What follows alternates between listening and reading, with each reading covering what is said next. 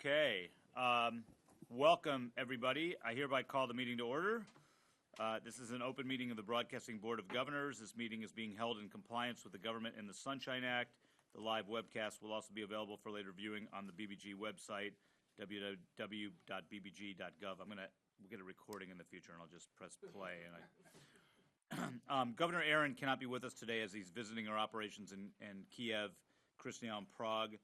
This trip was arranged in conjunction with his attendance at a conference in Tallinn, Estonia. We look forward to his report at the next meeting, and he's been quite engaged in a lot of the stuff we're doing. So unfortunately, he's not here today, but he's been a great board member so far.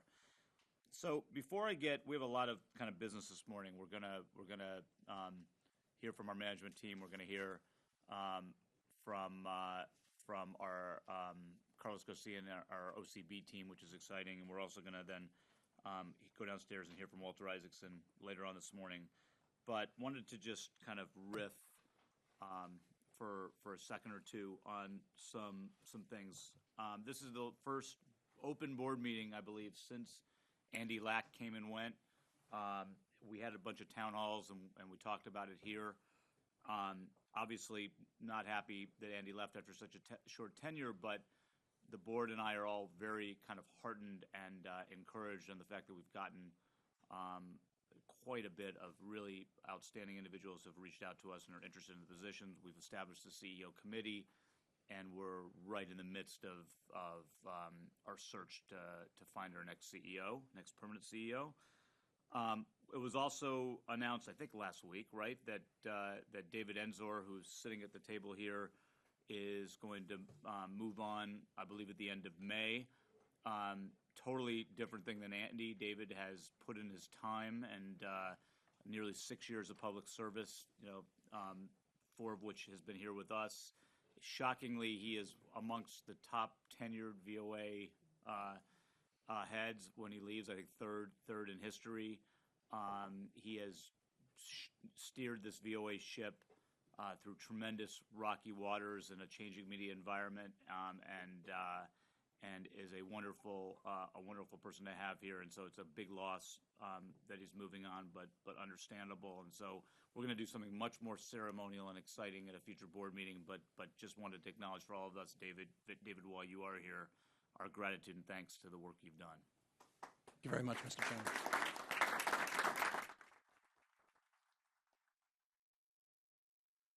It's been a great honor to serve in this role, one of the greatest honors of my life. I think we've had quite a ride. It is good for me to be getting close to moving on. I do think that it's healthy for Voice of America to periodically have a new leader chosen by the board in place. It's a useful exercise for the board to go through, to think through what kind of a director should they have, really figure out what the qualities they're looking for are, and then come behind that director. I think VOA directors are strengthened by that process. So I think it's a healthy thing to have a certain amount of turnover. It's certainly healthy for me, sir, because this is quite a stressful job, but it's been very exciting, and I think we've made some real forward progress despite all the challenges. Despite lower budgets each year, our audience is up nearly 30% since I became director. And I think there's a lot of good things that have happened. There's a lot of growth potential in this great organization yet to come. Obviously, the big challenges ahead are how best to configure it to respond to things like Vladimir Putin's activities and those of ISIS, and challenges that come all of a sudden from out of the blue, like Ebola in Africa, or for that matter, how best to cover Baltimore. It never stops. I'm very, very proud of the team that you have here, and I believe it's going to continue to be strong going forward under the new leadership you will shortly select. But again, thank you for the honor, and I'll look forward to staying just as energetic as possible right through the end of my service, which is around the end of May. Thanks. Thank you, David. And as I said, we're going to do something much more formal and planned at a future board meeting because you certainly deserve it. And I agree that it's healthy for an organization to have change in leadership every once in a while, and maybe Putin should think about that too. The other thing I want to say is, normally in an organization like this with Andy coming and going and David stepping down, you have a slowing of motion. I've been really thrilled, and I know I speak for all of the board members sitting around the table here that we have been thrilled that not only have we not missed a beat in the last couple months, but it almost feels like we're accelerating as an organization.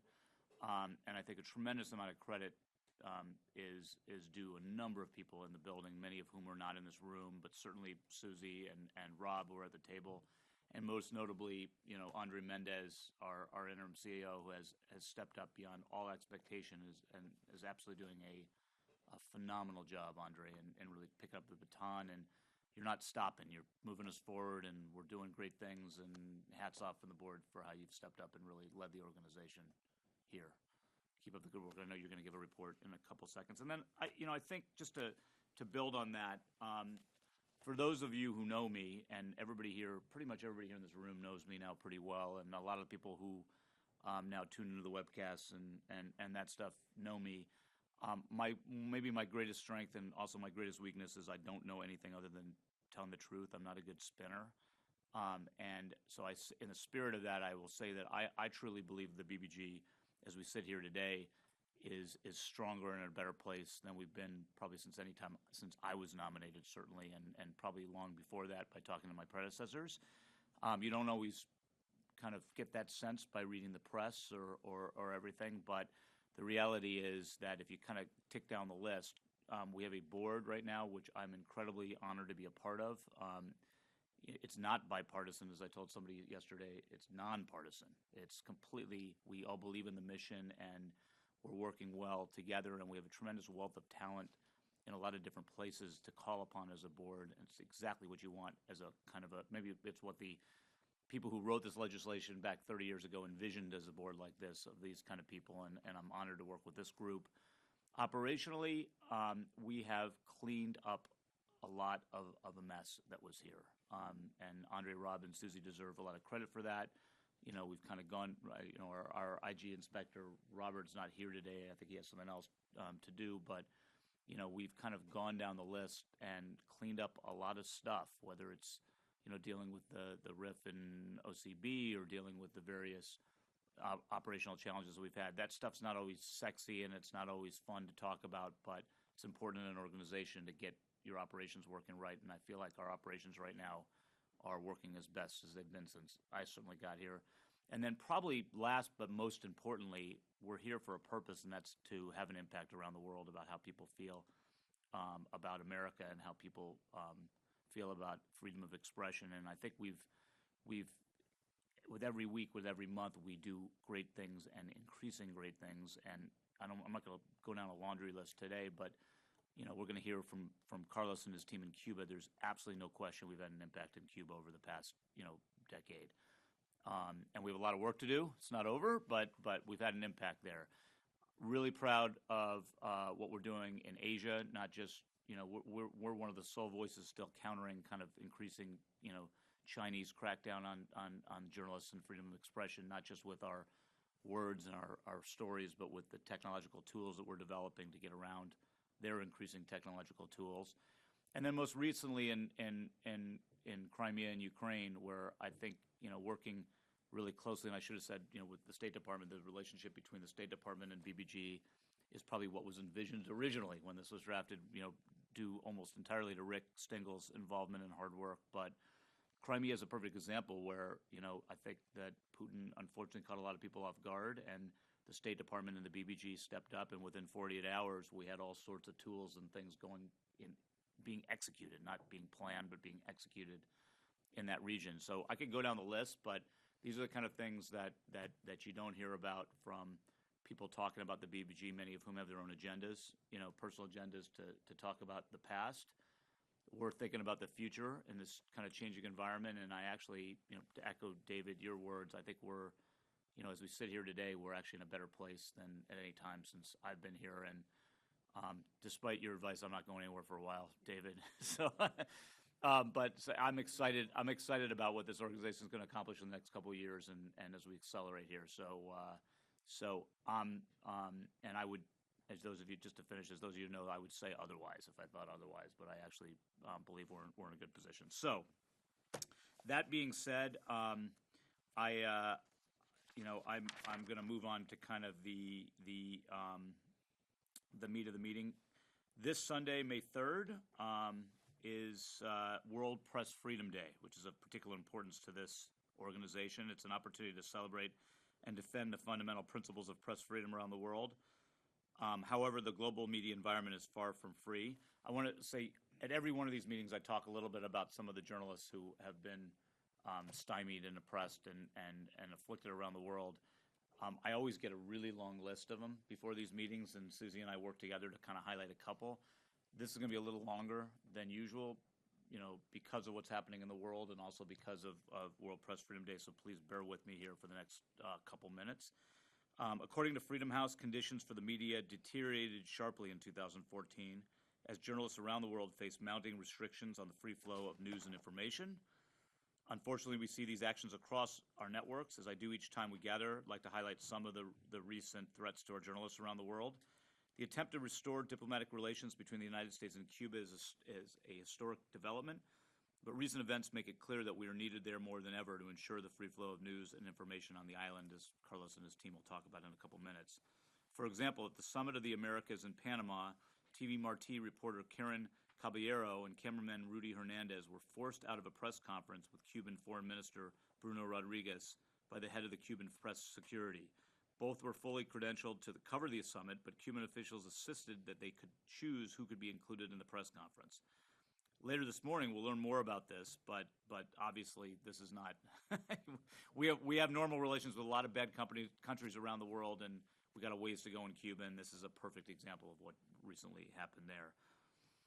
Azerbaijan is now one of the worst offenders with regard to the detentions of journalists. Investigative journalist and Radio Free Europe, Radio Liberty contributor Hadija Ismailova remains in jail despite a statement to RFE-RL's Azerbaijani service by her accuser that he asked the Prosecutor General's office to withdraw his complaint of incitement to suicide. In addition, RFE-RL's Baku bureau remains closed following the December raid by Azerbaijani police and prosecutors. In Iraq, the press freedom situation remains perilous.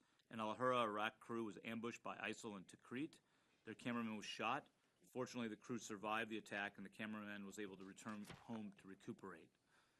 As I mentioned a couple minutes ago, China is also still a dangerous place for reporters. Chinese authorities in the Tibetan region have been harassing the family of a Radio Free Asia reporter, asked about his whereabouts and his reporting in the area. The Committee to Protect Journalists has named Syria the most deadly for journalists in each of the last 3 years. Al-Hurra TV's Bashar Fahmy remains missing. Fahmy was last seen more than 2 years ago when he disappeared in Aleppo, Syria during a reporting trip. As ever, I call out for anybody with any information about Bashar to come forward and let us know. At the BBG, we are committed to the pursuit of global press freedom and upholding the principles of professional journalism across our networks. As ISIL spreads anti-American propaganda in the Middle East and North Africa, the Voice of America and Middle East broadcasting networks will be there to counter with the narrative of truth. As Russia attempts to disseminate falsehoods and obfuscate the facts, VOA and RFE-RL will debunk their lies and report on events that are blindingly missing from the Russian narrative. And in Asia and in Cuba, RFA and the Martis will continue to provide the truth to people whose governments seek to obscure it. Okay, so now we turn to the business before the board today. The presence of 5 or more governors satisfies the board's quorum requirement. The board may conduct business based on a majority vote, quorum being present. The board received by email materials on April 16th the consent agenda, which allowed governors sufficient time to review it. The minutes of the February 2015 meeting is the only item on the consent calendar, I believe, today. So this time I'd like to ask if any governors have any comments on these minutes. Seeing none, is there a motion to approve the consent calendar? Motion?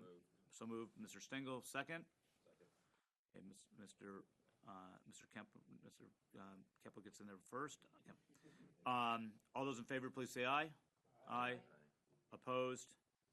It carries. So now let me ask Andre. Andre, you could probably give a 2-hour report, but if you could give a more brief report to the board on what's going on at BBG. Go ahead, Andre. Very good. Thank you, Mr. Chairman. First, if I may, on a personal note, I would like to thank both the board and the chairman for the opportunity to serve in this role. As a 12-year-old, I started listening to the VOA 41 years, 4 days, and 8 hours ago exactly, as the tanks were coming up my avenue. Never could that 12-year-old thought that he would be running this venerable organization. So to me, the honor associated with that is just beyond belief. And I can tell you that my mother's very proud too.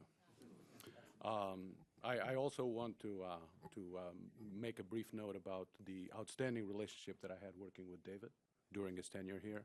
I think that we moved the ball forward in a variety of ways, in very significant ways. So thank you for the opportunity to express those sentiments. My report will be very brief, and it focuses almost exclusively on the budget. We are very fortunate that about 3 weeks ago or so, we had gotten approval to begin work from a financial standpoint on our investments that were part of our of the budget that passed in December. And so we have started, substantial amount of work, related to Putin's activities in the former Soviet Union periphery. We are also doing a substantial amount of work with ISIL, and we are very gratified that the budget that came through was actually higher than we expected at first. Last weekend, we actually had approval for the overwhelming majority of the rest of the budget, so those activities can now also continue in earnest. And the only portion that is still subject to verification by the Hill and to approval by the Hill relates to our internet anti-censorship activities, which nevertheless continue at full speed. But because it was submitted later, due to the collaboration and the integration that we had to do with other areas of the government, was submitted a little late. We expect that to be returned shortly. So with that, we are in full operation basically for the rest of the year. It is a year that I think is going to provide us with some leeway to really make tremendous progress in some of the major areas that necessitate our attention. And again, we're very gratified that the budget, as it was approved, provided us with a leeway to really expand those activities in those crucial areas of the world. That concludes my report, sir. Great, thank you, Andre. Do any governors have any comments, questions to Andre or anything else we've talked about so far? Nope. Okay, a quiet, focused group this morning. Members of the public who register to attend our open meetings have the opportunity to request a chance to speak up to 3 minutes. We have several members of the public here today, and only one of whom is registered. Please, people, come and speak to us. This is our goal is to get 10 speakers at some point. I think our max has been 4. So thank you, Joseph Noonan, who's the one who is registered to speak. I think a relation to Ann Noonan, who's also here with us today. Hello, Ann. So, Joe, you're at the table. Take it away. Hello, my name is Joseph Noonan, and I'm representing CUSIB. On-demand, uncensored, in-depth news with videos, images, audio, and text delivered over the World Wide Web to mobile phones, laptops, and personal computers is what most audiences in countries without free media want. The United States must invest in new media content delivery, but it's also important to know that not everyone can use or afford digital media. That's why CUSIB remains determined to oppose any cuts to shortwave and medium wave radio and satellite television broadcasts to China and Tibet. In fact, we want more funding for these program delivery channels, in addition to more funding for new media and, above all, more funding and better management to produce quality news content. CUSIB appreciates the efforts of BBG Chair Jeff Shell and the entire board, and the BBG's interim CEO, Andre Mendez, in helping many of the illegally RIF'd employees from the Office of Cuba Broadcasting to be reinstated to their rightful post. We respectfully ask Mr. Carlos Garcia and each BBG governor to take a look at Mr. Luis Guardia's case and contact the agency's legal department to stop this cruelty. CUSIB is once again emphasizing the cases of 2 outstanding former RFE-RL journalists, Ms. Karapetian and Ms. Pelivin, who are fighting for their labor rights, and for those of their former colleagues from many countries who work for RFE-RL in Prague. We are also concerned about unhappiness expressed to us by journalists working on Russian language programs with regard to some managers and some management practices in this otherwise well-managed organization. Since there is change on the horizon, there's no sense in further documenting the ongoing management turmoil at the Voice of America. CUSIB looks forward to new leadership at VOA, and we will offer our support to its next director. Going back to China, the New York Times and major media had recently discovered how China's government has included a cyberware tool called the Great Cannon of China to join with their Great Firewall to further censor the Internet for China and Tibet citizens. Now more than ever, we need to be sure that we don't deprive freedom fighters like Ms. Gao Yu, Ms. Su Changlan, or persecuted Roman Catholics like Shanghai Bishop Tadio Ma or Father Quan Xiaoyun and Father Cao Jianyou, or poor people in China who cannot afford an iPhone or internet services, or people who live in rural areas in China from hearing news from the United States. Internet, social media, digital program delivery are absolutely essential, but we don't want the BBG to decide to limit the message of hope that our country gives to people in areas around the world that are deprived of media freedom and internet freedom. We know that the use of internet in China and Tibet is dangerous, and since radio is cheap and its listeners cannot be monitored by China's government, we need to maintain our radio broadcasts to them. And also satellite television program delivery must be expanded for as long as it's not being blocked. Thank you very much. Thank you, Joseph, and thanks to you and Ann and the rest of CUSIP for continuing to be interested and monitor this organization. You referenced the Great Cannon in China, which is pretty scary. The Great Firewall in China obviously is one of the most restrictive kind of internet censorship tools. What it does is you can't get on certain sites when you're in China. The Great Cannon actually is a more proactive tool that goes out and actually, even if you're on an unrestricted site, if you're doing something that the Chinese government deems to be against their interests, it actually shuts down what you're accessing, what you're working on. So it's a far more scary tool for freedom of expression than just a firewall that is restrictive. So I know our RFA team is working hard on this new challenge. I also, before we turn it over to Carlos, I wanted to note that I know Nenad and our friends in Prague are listening and watching, and will be there at our next board meeting in 2 months.